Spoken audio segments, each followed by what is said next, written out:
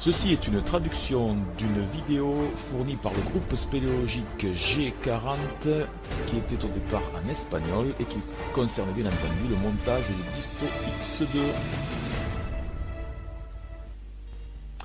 Tout d'abord, il faut savoir que dès que vous aurez commencé à dévisser votre Leica, vous perdrez toute la garantie constructeur.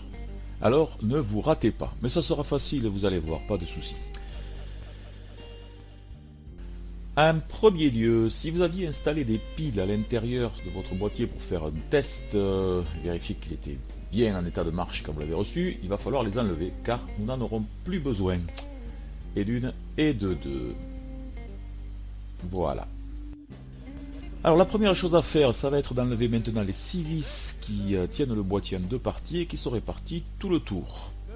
Alors vous remarquerez que ces petites vis viendront avec une rondelle blanche qui sert pour l'étanchéité à l'eau et à la poussière, donc surtout ne les perdez pas. Pour pouvoir les dévisser, vous allez utiliser un petit tournevis ou un embout Torx 3.6 mm. C'est assez facile, vous allez voir, vous dévissez tout le tour, vous les conservez bien précieusement et j'insiste, ne perdez pas les rondelles. Voilà. Allez, je vous laisse regarder le dévissage. Donc, une fois que les 6 vis sont déposées, vous allez les mettre de côté avec leurs petites rondelles et vous allez pouvoir ouvrir le boîtier en deux parties, l'avant et l'arrière, en tirant dessus avec délicatesse parce qu'il y a des connexions de nappes à l'intérieur et il ne faut pas les arracher, hein, donc ne tirez pas comme une brute, vous allez ensuite décrocher les nappes tout doucement. Voilà, on y vient. Donc ces câbles sont en réalité des nappes plates, hein, vous avez deux nappes qui sont enfoncées dans des systèmes de connexion. Il faut simplement tirer dessus, il n'y a pas de blocage particulier. L'une c'est celle de l'écran et l'autre c'est celle du clavier. Voilà, on les enlève doucement. Voilà qui est fait, vous pouvez maintenant donc séparer les deux parties et apercevoir l'intérieur que vous allez pouvoir modifier. Et là vous avez le circuit électronique qu'il va falloir modifier, donc cette partie à remplacer par celle qui vous a été fournie. Nous allons voir comment nous procédons juste après. Alors maintenant, on va s'occuper de monter la batterie que vous avez reçue de Suisse, hein, ou des États-Unis plutôt, parce que le fournisseur est américain, sur la plaque fournie par notre ami suisse, qui change bien sûr complètement les fonctions de votre appareil. Vous avez les deux plots au verso de cette plaque pour souder les deux languettes de la batterie. Donc d'abord on va étamer les deux languettes de la batterie avec précaution, attention, ces languettes sont fragiles, elles sont fines, il faut essayer de les étamer avec délicatesse. On étamera aussi ensuite les deux plots et on va souder la batterie sur la plaque respectant bien sûr la polarité. Alors regardez bien, hein, la polarité de votre batterie. Vous allez devoir souder sans trop rapprocher la batterie du circuit électronique parce qu'ensuite vous verrez que pour que ça rentre tout ça dans le disto, il va falloir replier la batterie sur la plaque. Et si vous les soudez trop près, il n'y aura pas assez de marge pour pouvoir plier. C'est pour ça que d'ailleurs que ces deux petits contacts sont souples, hein.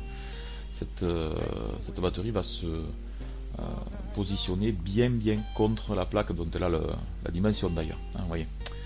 Alors attention, hein, laissez, allez, vous voyez à peu près quelques millimètres là d'espace entre le bord de la plaque électronique et la vanne de votre batterie.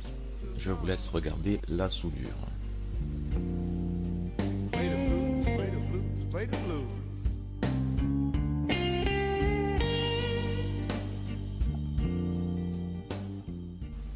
Voilà qui est fait. Quand votre batterie est bien soudée sur votre module électronique, il va falloir bien entendu remplacer l'ancien module par le nouveau. Alors pour cela il va falloir dessouder l'ancien pour pouvoir souder celui-ci à sa place évidemment. Alors celui-ci on le laisse de côté et on va s'occuper de démonter l'autre. On verra comment on termine celui-ci un peu plus tard.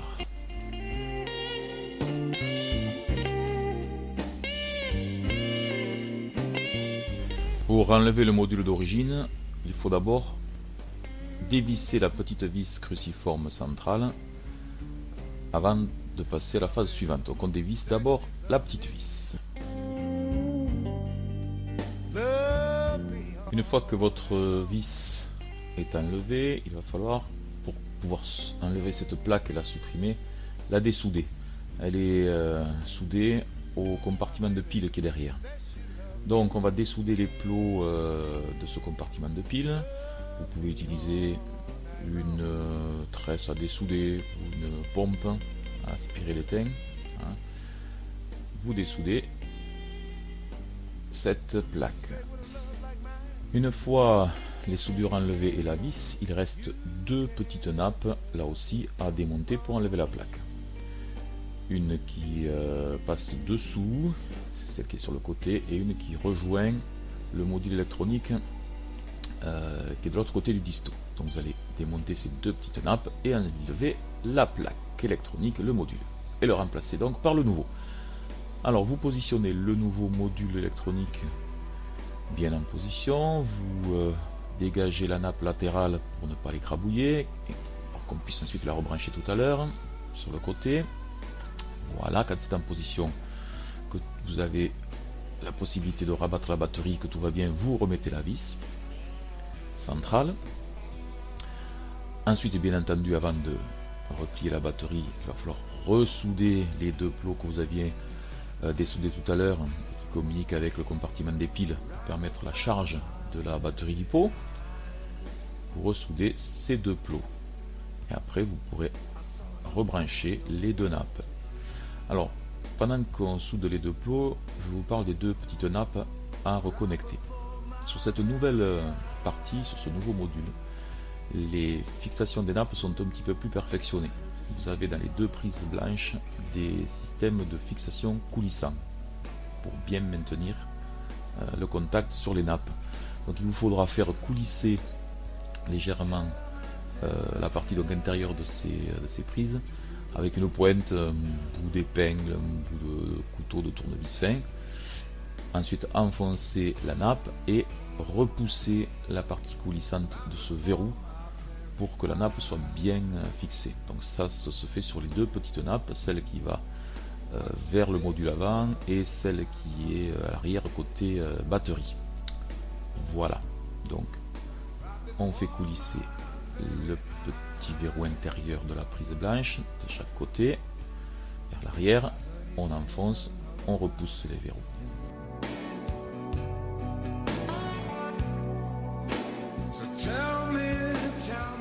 Cette partie n'est pas très compliquée. Si vous manipulez correctement les petits verrous. Ensuite, nous rabattrons l'accu LiPo sur le module électronique. Alors pour ça, pour qu'il ne s'abîme pas en le rabattant, qu'il ne se perce pas, parce que ces modules sont pleins de composants électroniques qui pourraient percer l'emballage de la batterie LiPo, on va rajouter deux petits tampons de feutre parmi les quatre qui vous ont été fournis. Un vers le haut et un vers le bas de la batterie, comme ceci. Ça va vous permettre de rabattre sans rien abîmer. Donc on rabat délicatement la batterie. Si vous avez laissé assez de jeu derrière, il n'y a pas de souci, ça ne force pas. La batterie se positionne. Voilà qui est fait. On va bientôt pouvoir remonter le capot. Avant de remonter le capot de la face avant, on place un troisième petit tampon, on en garde donc un sur la batterie, et ensuite on doit enlever une des deux petites vis qui tiennent l'écran. Alors, cette vis est en acier, elle perturberait le fonctionnement du nouveau disto. Ne vous trompez pas, hein, enlevez la bonne. Donc on dévisse la bonne vis, repérez bien laquelle c'est celle-ci, et on la remplace par une vis en magnétique en laiton, sans forcer trop, parce que le pas de vis de la nouvelle vis en magnétique en laiton n'est pas aussi efficace que celui de la vis d'origine. Alors ça tient, mais c'est pas formidable, ne forcez pas. De toute façon, c'est pas un endroit sensible, c'est juste pour maintenir l'écran dans le capot. Voilà. Une fois que cette vis à magnétique sera en place, vous pourrez repositionner le capot avant sur le boîtier arrière. C'est la partie la plus délicate, en particulier pour enfoncer les deux petites nappes, celle donc du clavier et celle de l'écran. Alors, la première n'a pas de verrou, il faut tout simplement l'enfiler. Alors, en maintenant la partie avant de façon à ce qu'elle ne tire pas dessus et en la faisant glisser à l'intérieur. Sans s'énerver, on y arrive. Parfois il faut s'aider de petites pinces. Attention que vos pinces n'abîment pas la nappe et ne coupent pas un circuit. L'embout des pinces en caoutchouc si possible. Ne forcez pas trop. Une fois que celui-ci sera en place, il faut enclencher le deuxième contact, c'est-à-dire la deuxième nappe. Celle-là, vous aurez un petit verrou coulissant. Comme tout à l'heure. Déverrouillez le verrou coulissant en le tirant vers vous. Ensuite, enclenchez la nappe et repoussez le verrou coulissant.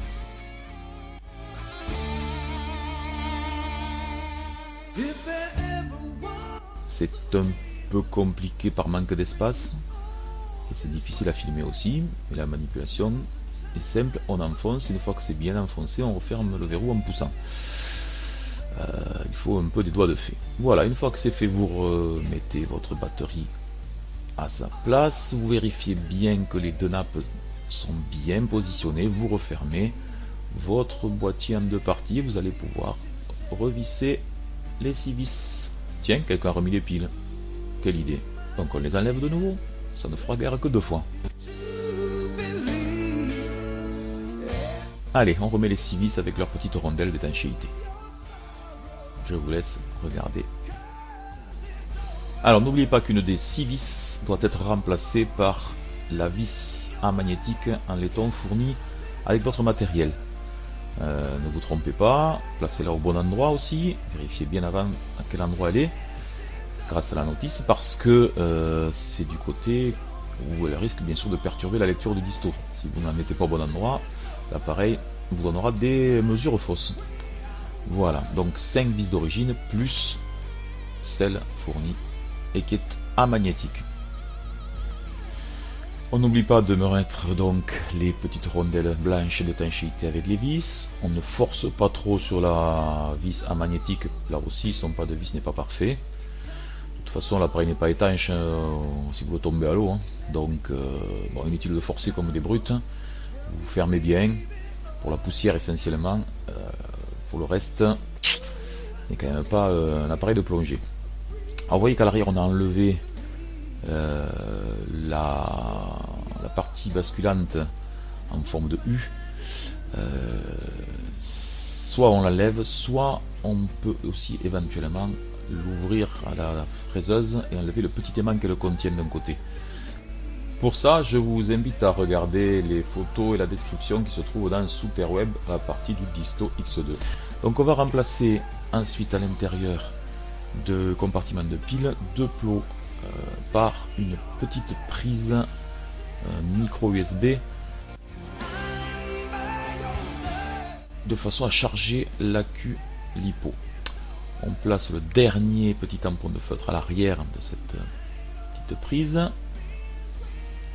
et on va souder cette prise sur les plots en les écartant un petit peu au départ de façon à arriver à les souder correctement. Une autre solution, c'est de laisser les plots et de charger la batterie avec des pinces croco. On n'utilise pas à ce moment-là le petit module de prise USB. Bon, chacun charge comme il veut, hein. Voilà, je profite de la soudure de cette petite prise pour vous parler de la partie arrière. La partie arrière contient un petit aimant parce que d'origine, le disto se sert de cet aimant pour repérer si cette partie est pliée ou dépliée. Et en fonction du fait qu'elle soit pliée ou dépliée, il va faire des mesures à partir du talon de l'appareil ou à partir du bout de cette pièce. Donc décaler ces mesures de longueur de quelques centimètres. Bon, cet aimant perturbe le fonctionnement de la nouvelle partie du disto, du module qu'on a rajouté, un peu comme les vis qu'on a changé tout à l'heure. Donc si vous voulez utiliser cette petite partie pour manipuler l'appareil, pour l'attraper par exemple, hein, le suspendre, c'était pratique cette espèce de petite poignée.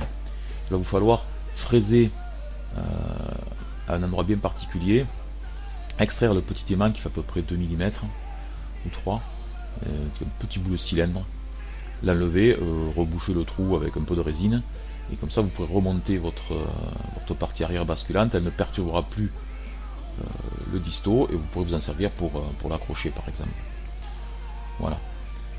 Bon, en attendant, la soudure de l'USB est terminée. Super.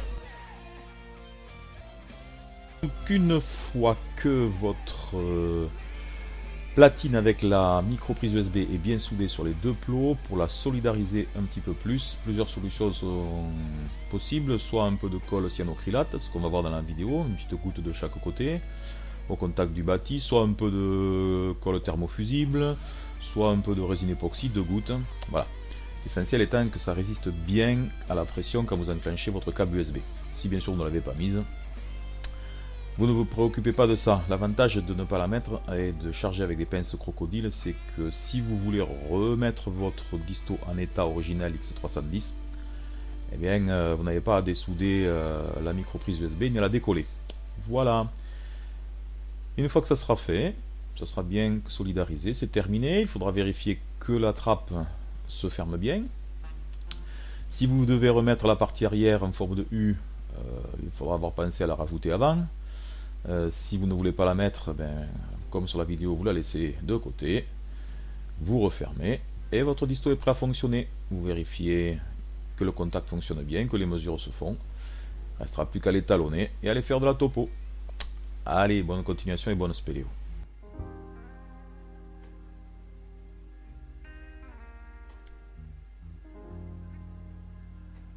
Ça marche. Super. Bye bye.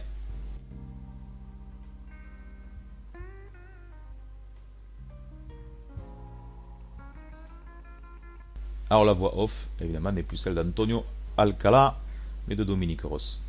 Et la musique, un peu de blues. Et merci au Grupo Espeleologico G40 pour cette superbe vidéo.